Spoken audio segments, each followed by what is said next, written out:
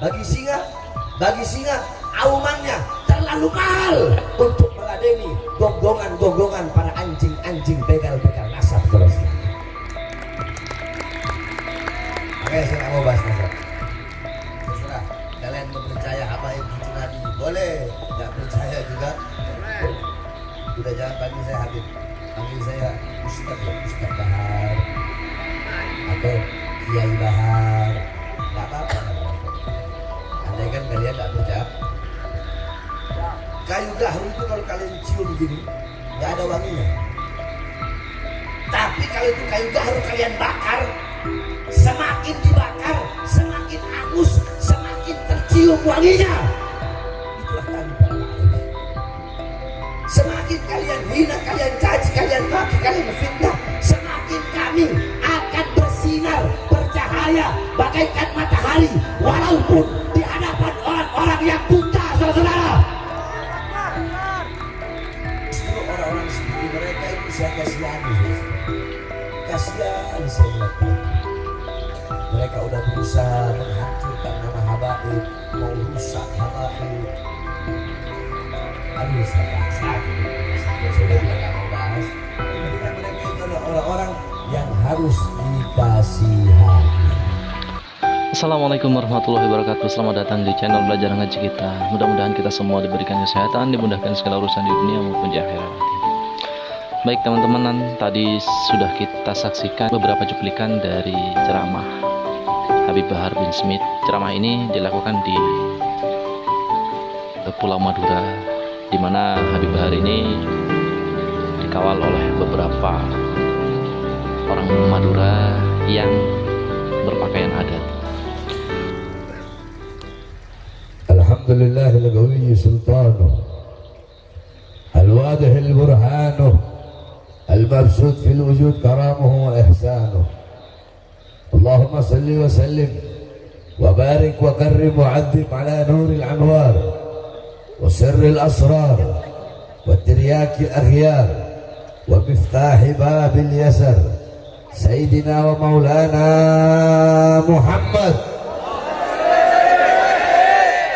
Muhammadin al-Mukhtar wa alihi al-athhar wa ashabihi al-akhyar adada ni'amillah wa ifdalih, amma ba'd.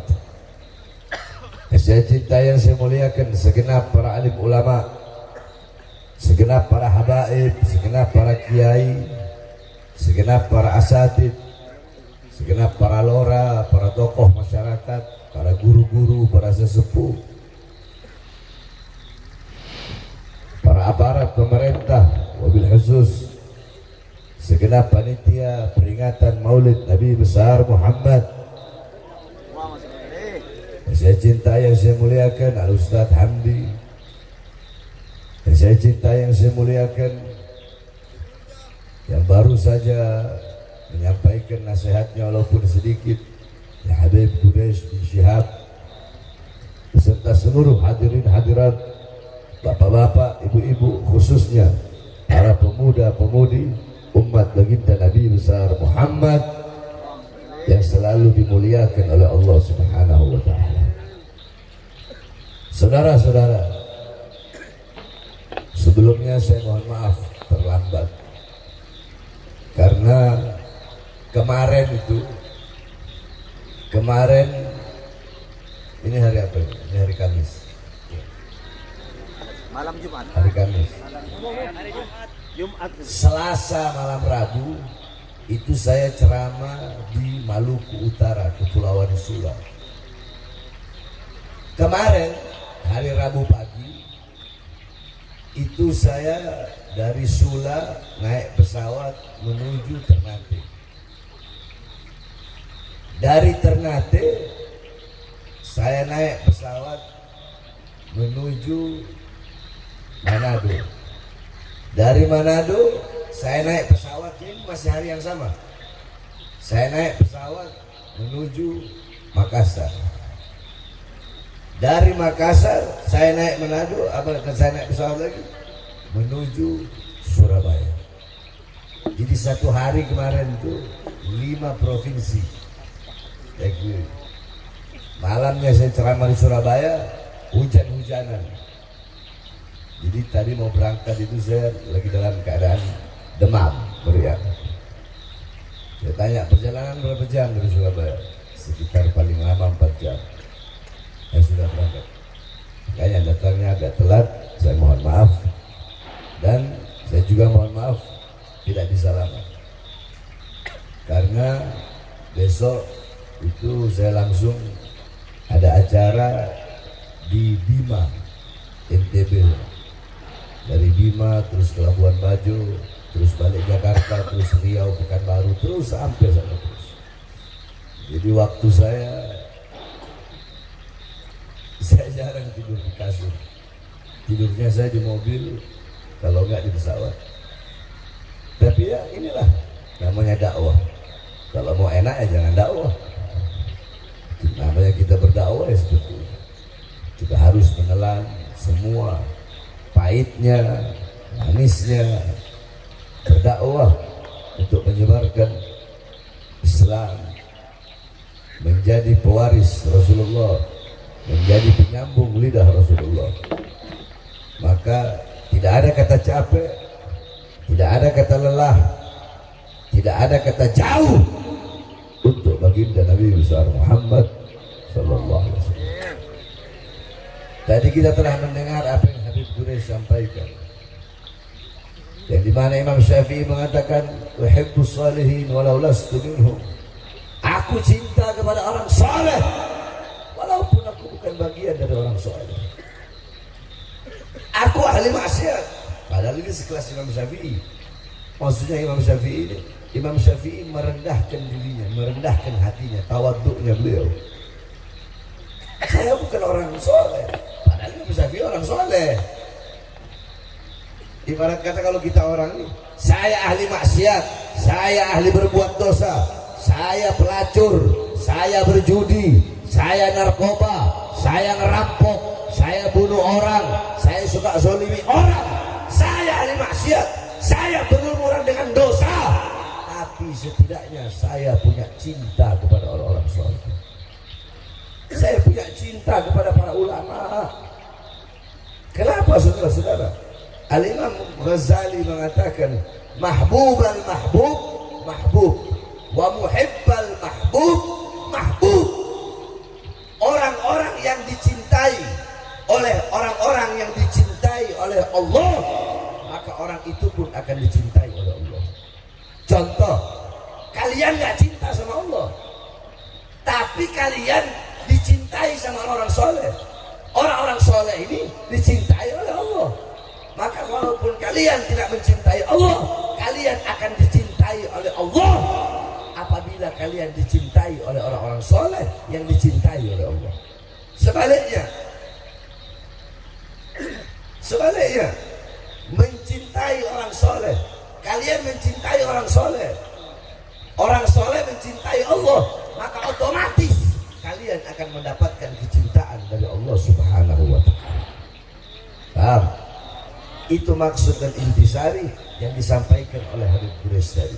Jadi maksudnya jangan jauh dari orang-orang soleh, jangan jauh dari majelis-majelis ilmu seperti ini, jangan jauh dari perkumpulan-perkumpulan seperti ini.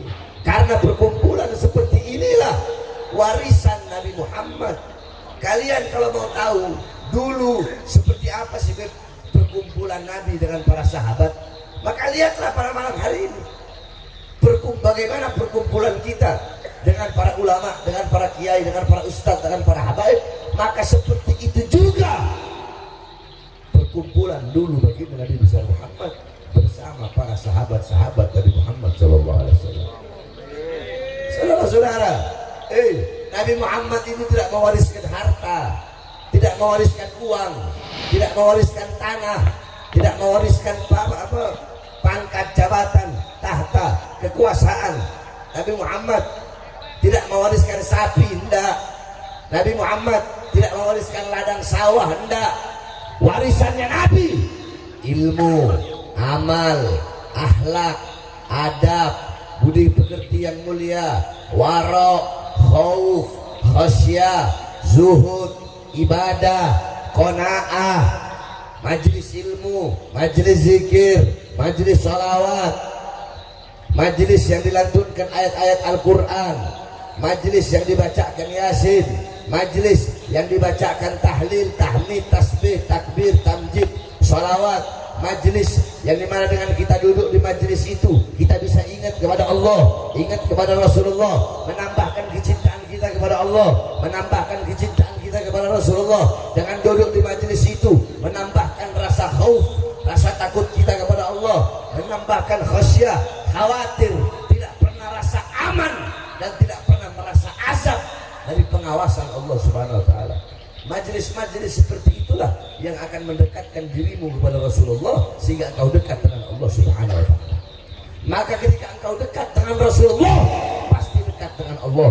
Engkau dicintai oleh Rasulullah, engkau pasti dicintai oleh Allah. Ketika engkau dicintai oleh Allah, kelak di akhirat tempatmu pasti adalah surganya Allah Subhanahu wa taala. Jadi gampang tantretan.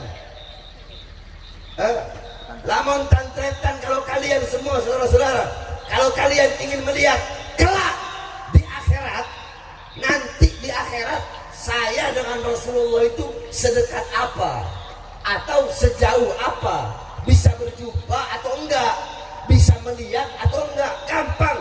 Kalau kalian pengen lihat dekat, jarak, jauh atau dekatnya kalian dengan Nabi di akhirat, jarak, jauh atau dekatnya kalian bisa atau tidaknya melihat wajah indah Nabi Muhammad, maka lihatlah ketika di dunia seberapa dekat engkau dengan majelis-majelis seperti ini, maka sedekat itulah kelak engkau di akhirat dengan Nabi Muhammad.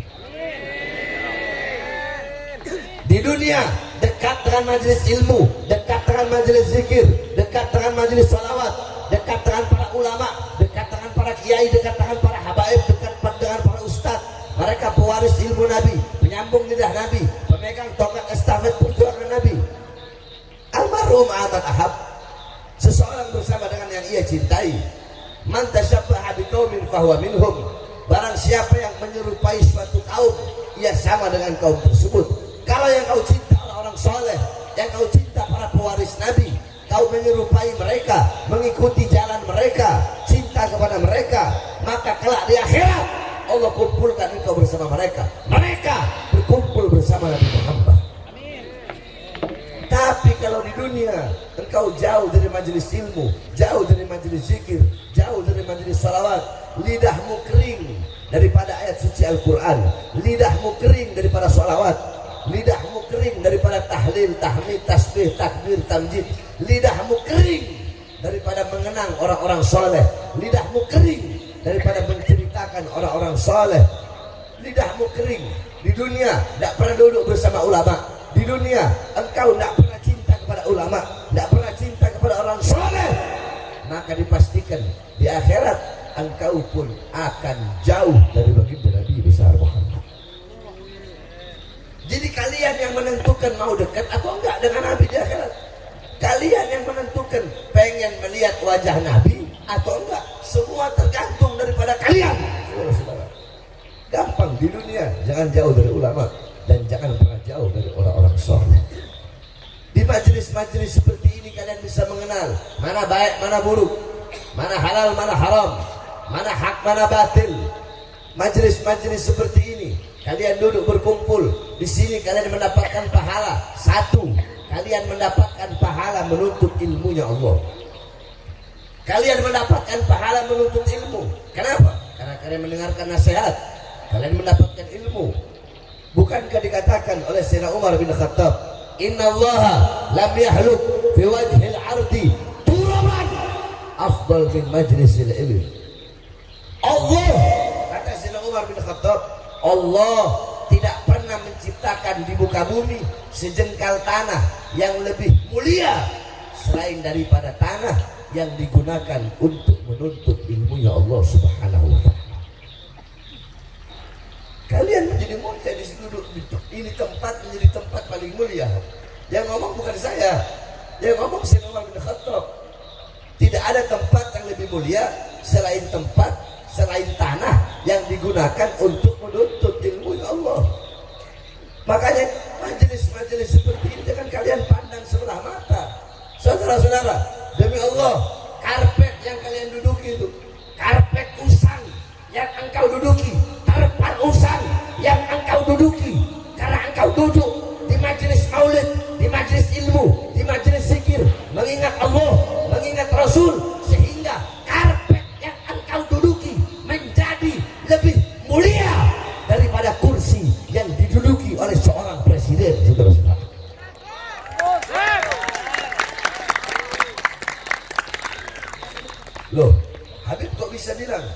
kalau karpet yang kami duduki lebih mulia daripada kursi yang diduduki oleh presiden.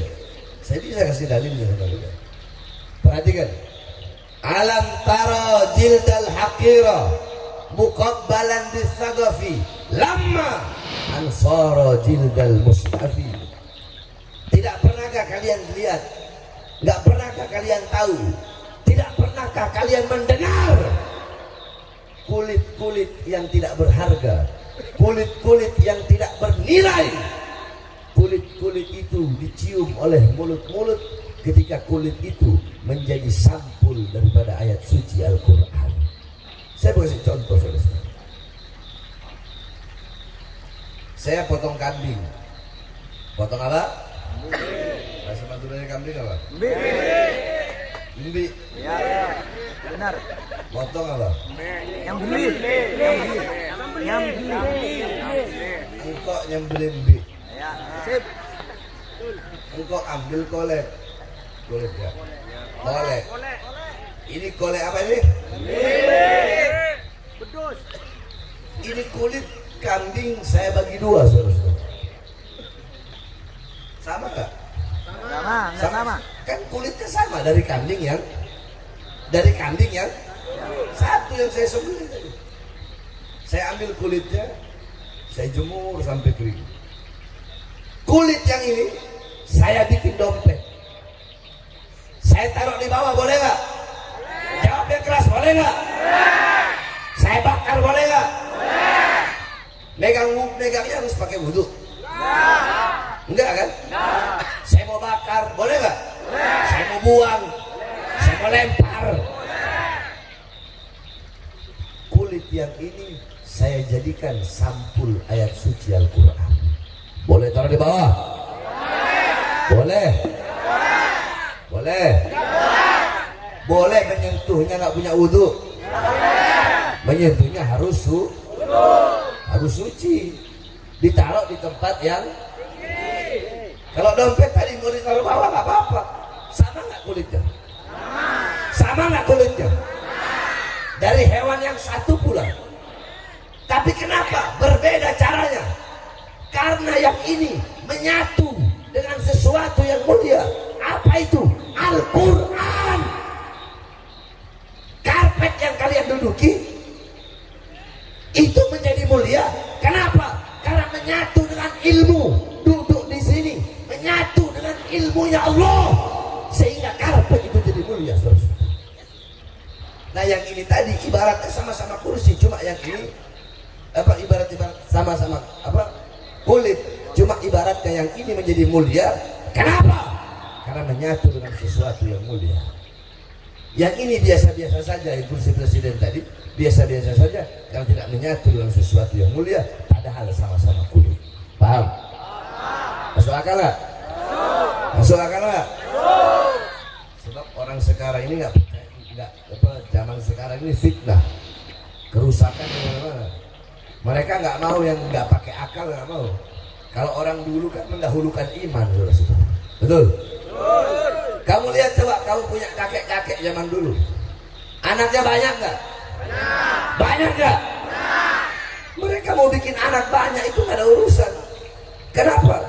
Keyakinan mereka kepada Allah kuat, keimanan mereka kepada Allah kuat. Mereka nggak pikir besok nanti kalau anak saya banyak, besok gimana nyekolahinnya, nanti gimana makannya. Orang-orang dulu nggak ada begitu.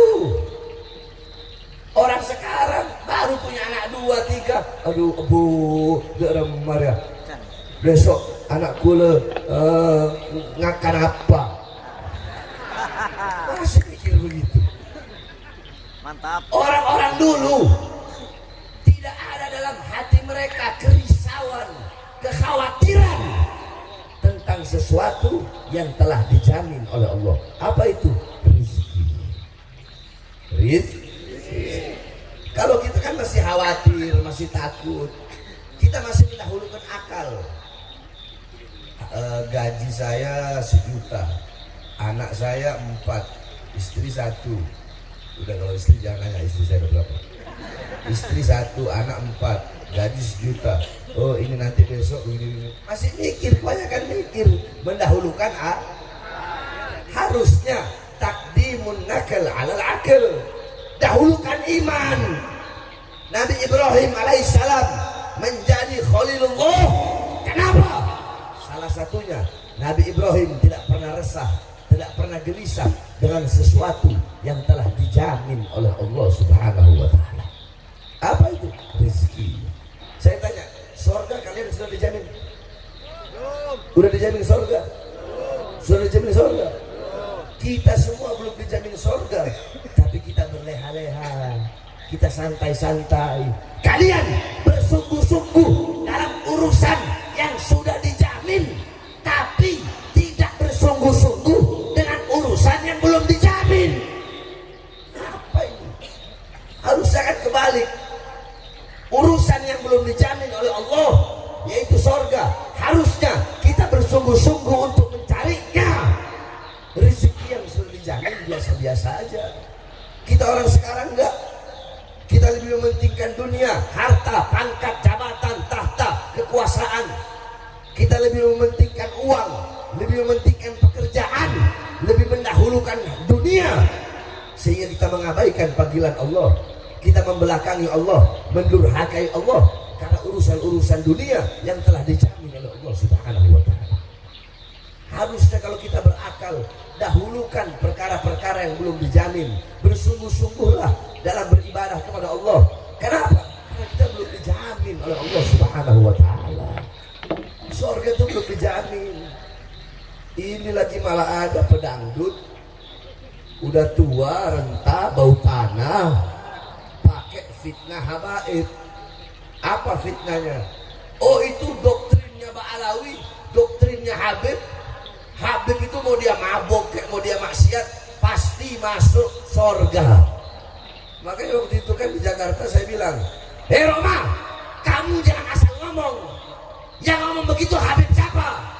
Hah? Habib siapa yang ngomong? Kalau ada Habib berbuat dosa, mabuk, pelacur, zina, maksiat, pasti masuk surga. Siapa yang ngomong Habibnya? Bawa ke sini, biar saya bantai depan kamu tuh Habib yang ngomong begitu. Enggak ada saudara-saudara. Mau Habib ke, mau kiai ke, mau ustaz ke, kalau suka berbuat dosa, suka berbuat maksiat sampai akhir hayat, tidak tobat, tempatnya neraka. Tidak ada habaib tidak pernah mendoktrin kakek-kakek kita, tidak pernah doktrin kita seperti itu.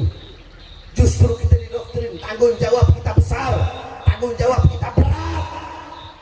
Kalau kalian berbuat dosa satu, kami dapat dosa dua. Kalian judi, dosanya satu, kami judi, dosanya dua. Dosa kami lebih berat kalau kami berbuat dosa. Mana ada habaib? Kalau memang ada habaib yang begitu, jangan diikutin doktrin-doktrin tidak benar seperti itu. Andaikan ada, tapi setahu saya tidak ada. Kami para habaib mendoktrin seperti itu. Saya keluar masuk penjara, keluar masuk penjara, keluar masuk penjara. Untuk apa saudara-saudara? Untuk kalian, untuk rakyat, untuk membela rakyat. Diborgol tangan saya, diborgol perut saya, diborgol kaki saya. Untuk apa? Membela rakyat. Kalian yang suka memecah belah, habaib dan kiai mau kalian pecah belah, sok merasa paling pintar. Apa yang telah kalian perjuangkan? Nah? Udah masuk penjara, udah pernah ditembak, udah pernah mau dibunuh. Giliran saya datengin kabur, nantangin, saya datang sendiri kabur. Jadi jangan pecah belah umat yang sudah damai. Betul? Betul? Betul? Coba lihat bagaimana para kiai-kiai terdahulu. Saya kembali lagi, saya ikuti ulama-ulama terdahulu. Bagaimana Syekhana Khalil Bangkalan, pendiri Nahdlatul Ulama. Saya tanya, Syekhana Khalil cinta enggak sama habaib? Jawab yang keras, cinta enggak? Cinta enggak? Hadratus Syekh Yahya Hasyim Asy'ari, pendiri Nahdlatul Ulama, cinta enggak sama habaib? Cinta enggak sama habaib? Cinta enggak sama habaib? Kiai Hasan Genggong cinta enggak sama habaib? Mbah Habib Pasuruan cinta enggak sama habaib?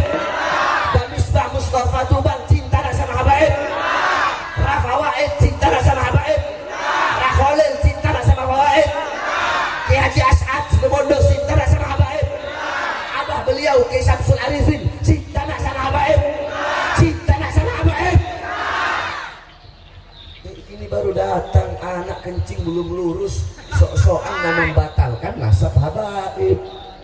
Dibilang mujaddid. Apa ini? Jangan mau dipecah belah, saudara-saudara. Habaib sama kiai mau dipecah belah. Umat terpecah belah akhirnya. Jangan kita ikuti ulama-ulama yang terdahulu. Lihat bagaimana ulama-ulama terdahulu kepada habaib, kita ikuti. Kau mau bikin apa kek, terserah urusan kau. Kau mau yakin Habib cucu Nabi, terserah kau. Kau nggak mau kau mau yakin atau tidak, kau bilang Habib bukan cucu Nabi, terserah kau juga. Kau yakin Habib cucu Nabi, kau nggak untung, kami nggak untung, kau nggak yakin juga, kami nggak rugi, terserah kau saja. Biar masyarakat yang menilai. Selamat datang di dunia nyata. Mereka ingin, bahar saya, dihina, dicaci, dimaki, dibilang keturunan Yahudi lah, dibilang macam-macam. Tetapi nyatanya, dimanapun saya menginjakkan kaki saya, di situ manusia berkerumun untuk mendatangi saya, saudara-saudara. Kenapa? Karena rakyat tahu, masyarakat tahu, masyarakat nggak buta, masyarakat nggak tuli, masyarakat tahu mana ulama yang berjuang untuk rakyat, mana habaib yang berjuang untuk rakyat, mana kiai yang berjuang untuk rakyat, dan mana habaib dan kiai yang berjuang hanya demi perutnya atau demi pangkat dan jabatan atau menjadi anjing-anjing dan penjilat-penjilat pemerintah. Masyarakat juga tahu, benar. Betul. Masyarakat bukan orang bodoh, betul. Jadi jangan dipecah belah, saudara-saudara. Bersatu.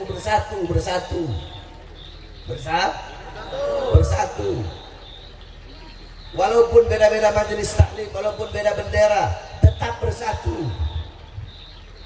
Walaupun hanya berbeda masalah furu'iyah, tetap bersatu. Berbeda masalah thariqah, tetap bersatu. Umat Islam harus bersatu. Kita yang Islam disatukan dengan keislaman. Yang di luar Islam, yang Kristen, yang Buddha, yang Hindu, yang Katolik, walaupun mereka bukan saudara seagama, tapi mereka saudara sebangsa. Satu bendera merah putih, satu Pancasila, satu UUD 45, satu negara kesatuan Republik Indonesia. Maka wajib kita sama-sama bersatu, bersaudara, maju di barisan paling depan untuk melawan para pengkhianat bangsa yang mendustakan rakyat, yang menyengsarakan rakyat. Sama-sama kita lawan mereka sampai titik darah penghabisan, saudara-saudara. Loh, Habib udah gak takut di penjara. Saya udah muak, saya udah bosan, udah muak, cuy. Saya sudah bosan melihat ketidakadilan di negara ini. Saya sudah bosan melihat rakyat disewenang-wenangkan, rakyat dibikin semena-mena, rakyat dibikin sewenang-wenang. Saya sudah muak melihat kezaliman, melihat kebiadaban. Saya sudah muak. Jadi saya nggak peduli dah kalian mau penjara kek, kalian mau racun kek, kalian mau tembak kek, kalian mau bunuh kek. Jangankan hanya di penjara. Bagi saya, Pak Arwin Smith, jangankan hanya di penjara. Untuk Islam, untuk umat, untuk bangsa, untuk negara, untuk rakyat, jangankan hanya di penjara. Nyawa saya, jiwa saya, darah saya, murah harganya, tumpah untuk rakyat Indonesia, saudara.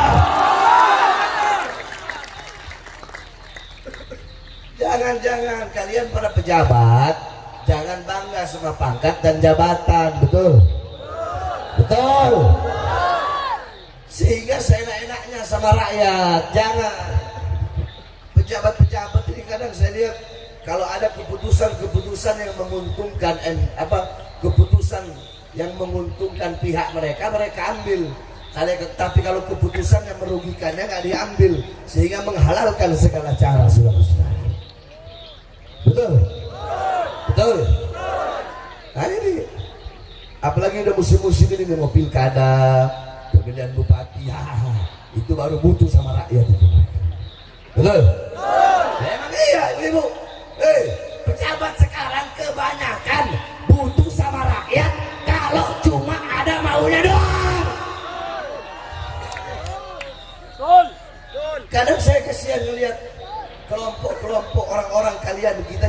diadu domba. Hanya gara-gara beda pilihan camat, beda pilihan lurah, kalian saling carok. Beda pilihan bupati, kalian saling bunuh. Kalian saling hina, betul? Saling caci, betul?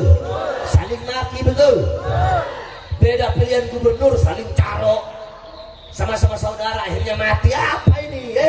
Kalau untuk lurah, kepala desa, camat, bupati, kalau untuk urusan dunia, kalian rela carok, rela mati, maka kalian harus lebih rela mati untuk bangsa, agama, dan negara kesatuan Republik Indonesia, saudara.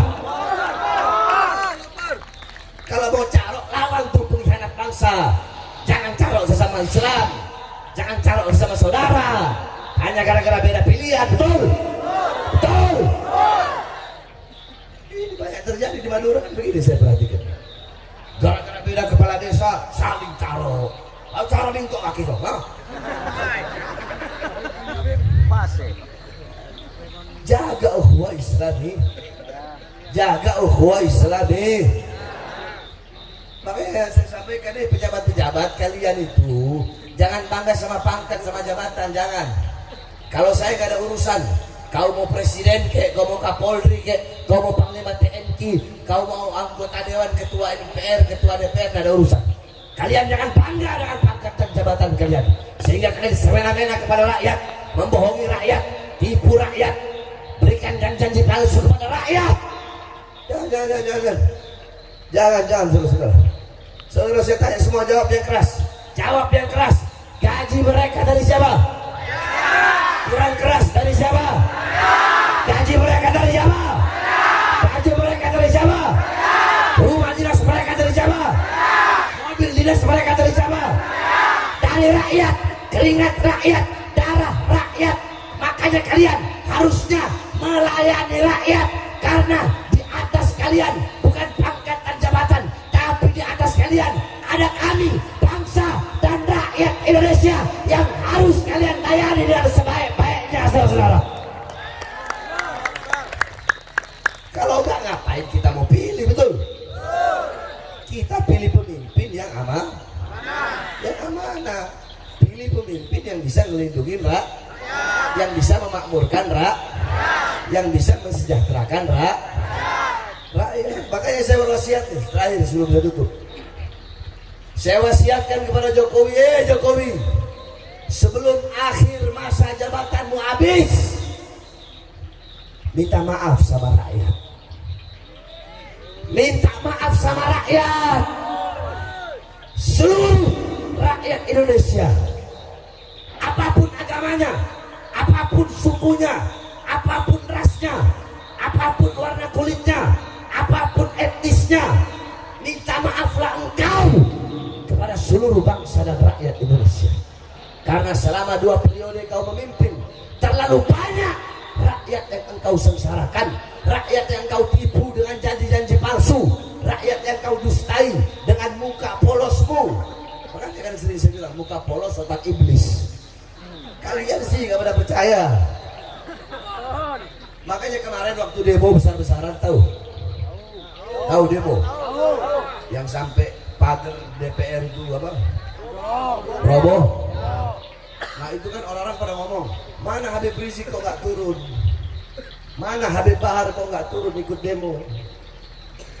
Apa kami jawab? Jauh-jauh sebelum hari, jauh-jauh ya, dari awal-awal Jokowi jadi presiden, kami sudah beritahu kepada kalian. Dari 10 tahun lalu kami sudah sampaikan itu. Di panggung-panggung ceramah saya, Habib Rizik, kami sudah sampaikan, rezim ini rezim nggak bener, rezim ini rezim otoriter, rezim ini rezim yang ingin menjadikan Indonesia sebagai negara dinasti, dari bapak lanjut ke anak. Kami sudah sampaikan itu. Tapi apa?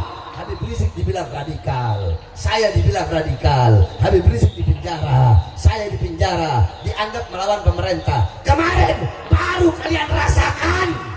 Terus setelah kalian rasa, baru kalian tanya, mana Habib Bahar, mana Habib Rizik? Lu rasain apa yang kita orang rasakan dulu. Kita udah berjuang mati-matian buat kalian, melawan pemerintah, ya, kesaliman-kesalimannya pemerintah. Kami melawan kebijakan-kebijakan yang menyengsarakan rakyat dan menguntungkan asing. Tapi kami dibilang radikal, kami dibilang keras, sampai kami dipenjara berkali-kali, sampai saya diborgol tangan, diborgol perut, diborgol kaki, dibawa ke Nusa Kambangan. Hanya gara-gara waktu corona, saya bilang, hei Jokowi, kenapa rakyat kau kurung dalam rumah, sedangkan tidak kau beri kebutuhan dan makanan pokoknya? Hei Jokowi, kenapa di masa corona banyak warung-warung kecil milik pribumi kau tutup, tapi mall-mall asing tetap buka? Kenapa di masa corona banyak pengangguran Indonesia, tapi tenaga kerja dari Cina terus kau kirim ke daerah Morowali, Sulawesi?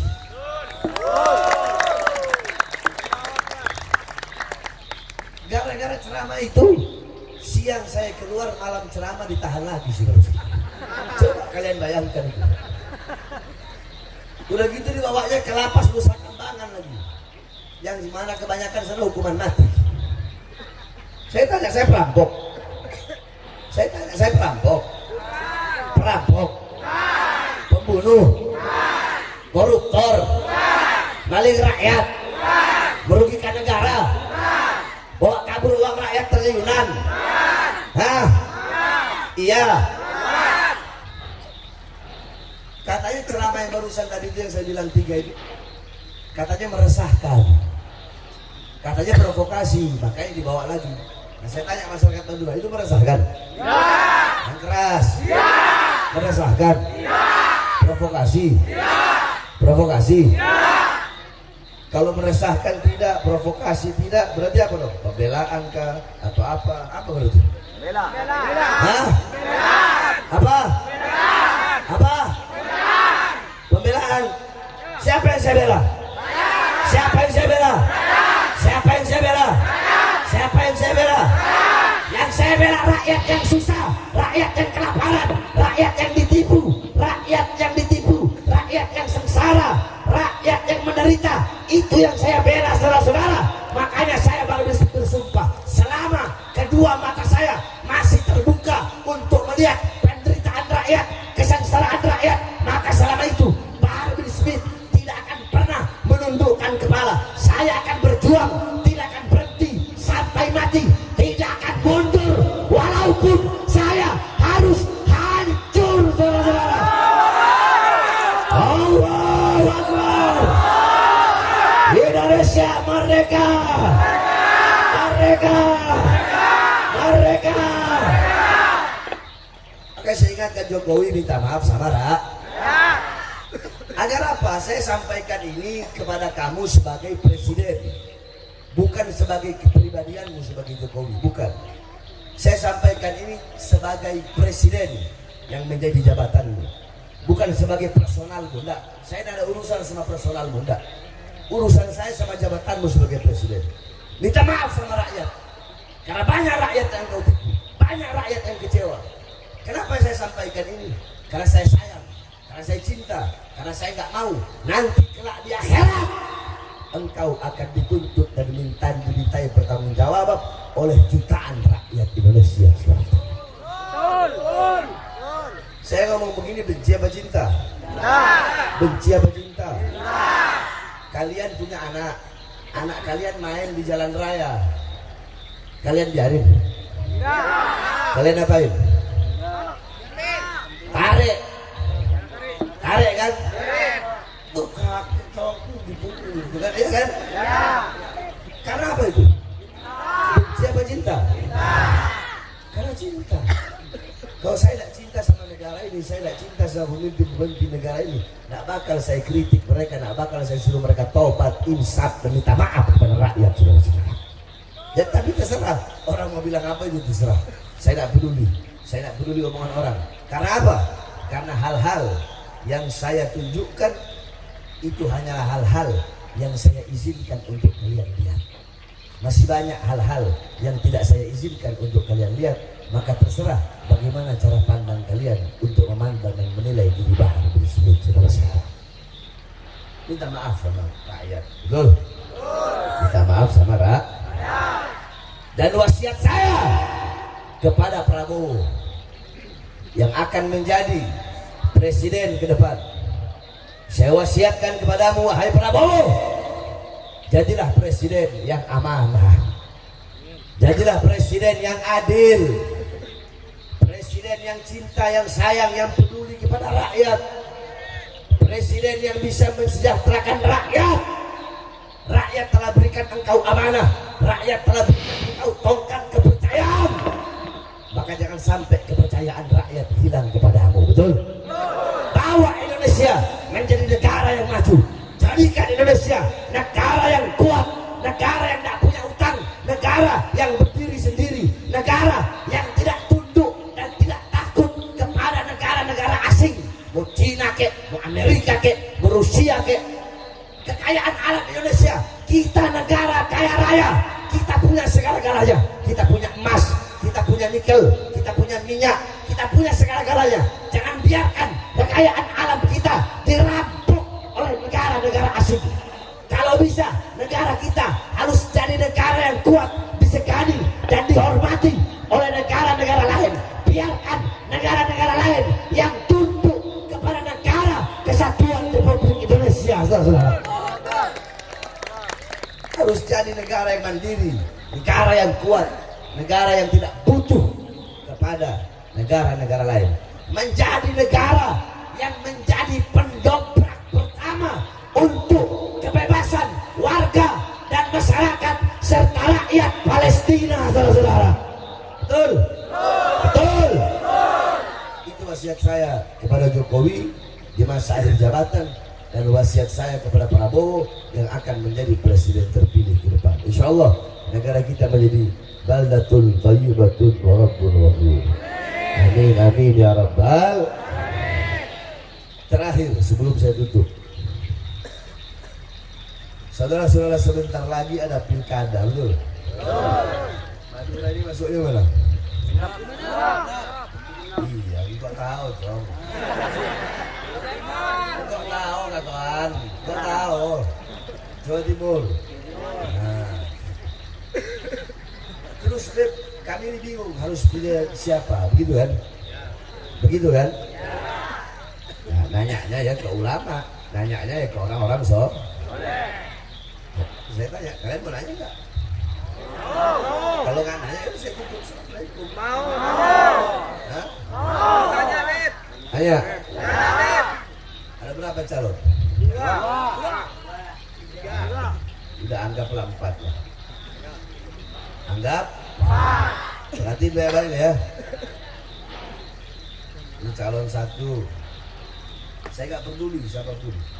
Ini calon 2. Ini calon 3. Ini calon 4. Berarti ada 4 calon. 4-4-nya baik. Seumpama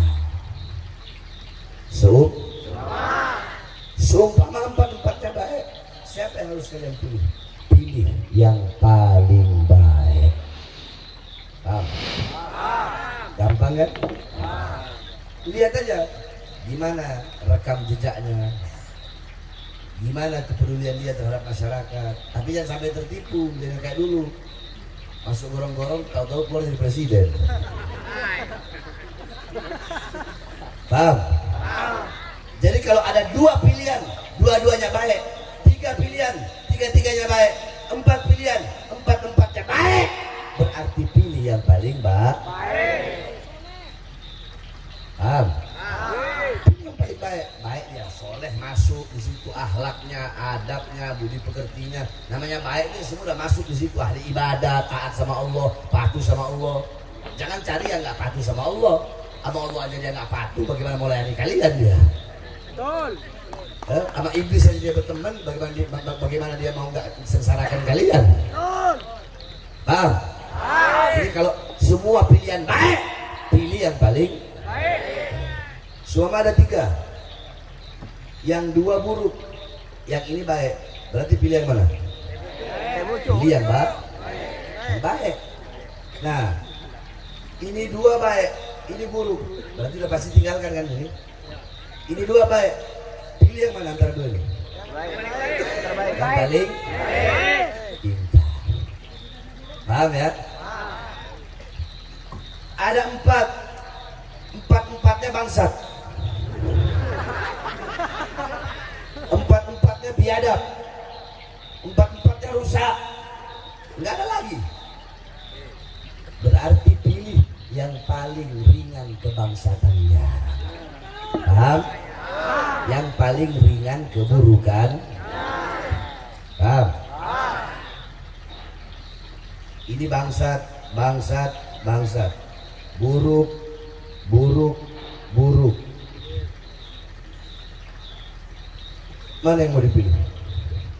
Yang paling sedikit. Yang paling ringan apanya? Yang paling ringan keburukannya adalah ini semua. Berarti yang dipilih yang mana? Yang paling ringan. Iya, yang mana? Teh pucuk, larutan, apa gelas? Pinter. Paham ya? Mau siapapun pemimpin. Kalau pemimpin itu semuanya baik, pilih yang paling baik. Semuanya jahat, pilih yang paling ringan kejahatannya. Sebab kenapa? Kalau kalian nggak milih, maka nanti yang akan menduduki kursi-kursi itu adalah paling jahat dan paling bangsatnya pemimpin. Sebab kenapa? Sebab mereka akan menghalalkan segala cara untuk demi mendapatkan ambisi kekuasaan demi partai perut dan politiknya, saudara-saudara. Paham?